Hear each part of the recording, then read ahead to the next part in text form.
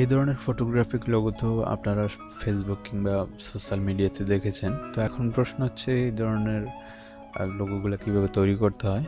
তো হ্যালো বন্ধুরা, আপনারা দেখছেন অ্যান্ড্রয়েড টিপস বাংলা ইউটিউব চ্যানেলে এবং আমি আপনাদের সাথে আছি মিজান। তো আজকে আমি আপনাদেরকে দেখাবো কীভাবে এই ধরনের ফটোগ্রাফিক লোগো আপনারা অ্যান্ড্রয়েড ফোন দিয়ে তৈরি করবেন। তো কথা না বলে চলুন শুরু করি। তো প্রথম পিক্সেলল্যাব অ্যান্ড্রয়েড অ্যাপ্লিকেশনটি ওপেন করবেন। এটা ওপেন করলে এটা ইন্টারফেস আপনাদের সামনে এরকম আসবে। তো এখান থেকে এই যে টেক্সট লেয়ারটিকে আপনারা ডিলিট করে নেবেন। ডিলিট করে এখানে আপনাদের যে লেখাটা লিখতে চান সেই লেখাটা লেখার জন্য এখানে এতে ক্লিক করে টেক্সট লেয়ার নেবেন একটা। এখান থেকে আপনারা যে লেখাটা লিখতে চান, আপনার নাম বা আপনার ক্রিয়েশনের নাম, সেটা এখানে লিখবেন।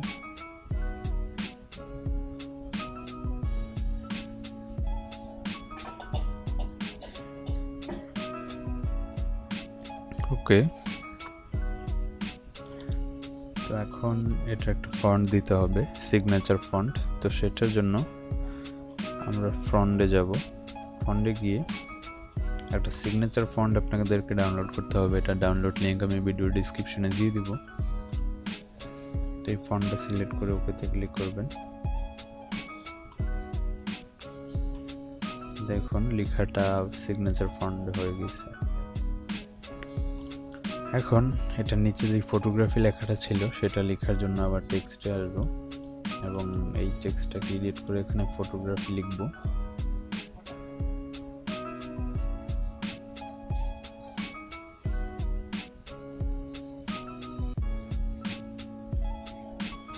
ওকে, ফটোগ্রাফি,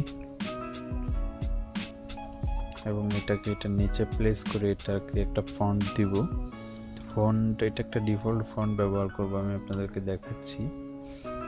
এই যে বার্গো, এই ফন্টটা ব্যবহার করবেন। ওকে, এখন এখানে একটা লোগো ছিল, সেই লোগোটাকে আমরা অ্যাড করব, ফটোগ্রাফিক লোগো। তো সেটার জন্য প্লাসে ক্লিক করে ফ্রম গ্যালারি, এটা ডাউনলোড লিঙ্ক আমি ভিডিও ডিসক্রিপশনে দিয়ে দিব, সেখান থেকে আপনারা ডাউনলোড করে নেবেন।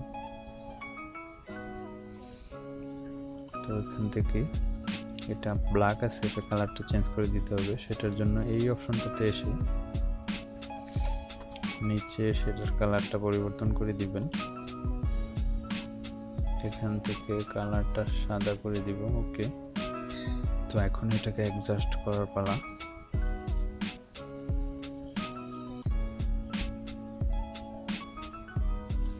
দেখুন হয়ে গিয়েছে আমাদের ফটোগ্রাফিক লোগো। আপনারা আপনাদের ক্রিয়েটিভিটি ব্যবহার করে বিভিন্ন রকমভাবে বানাতে পারেন।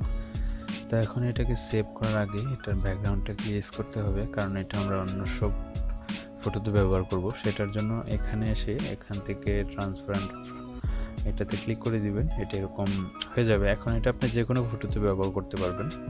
তো এটা সেভ করার জন্য এখানে সেভ এজ ইমেজে ক্লিক করে সেভ টু গ্যালারি। ওকে, আপনার কাজ শেষ। তারপর এই লোগোটাকে আপনারা আপনার যে কোনো ছবিতে ব্যবহার করতে পারবেন। তো এই ছিল ভিডিওটি।